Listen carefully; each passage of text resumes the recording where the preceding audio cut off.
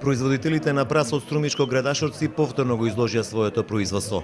Побараа стабилни откупни цени и изградба на откупни центри и преработувачки капацитети. Само на тој начин тврдат дека ќе се зголемат површините со овој зеленчук кој изобилува со многу хранливи состојки. Би требало, ама нема слабо е. Сега е моментално па не оде. Празот не оде. Моментално не оде празот. Неколку дена оди и сега празот падна.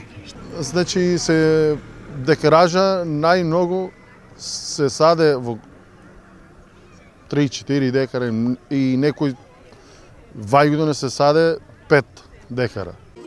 Со цел да го промовира ова производство, општина Василево секоја година организира Ден на празот. На едно место да се соберат производителите и откупувачите, но и да се вкусат разновидните специјалитети со прас.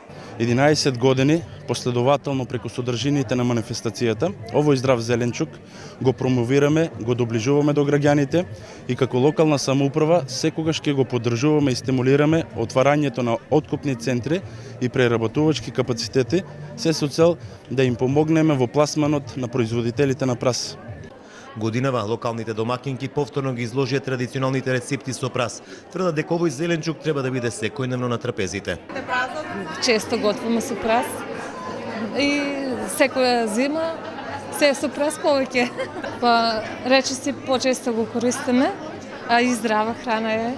Па и секако има фини разни специјалитети приготвуваме, добар е за здравјето. Годинашнава празијада во населеното место Градашорци имаше хуманитарна димензија.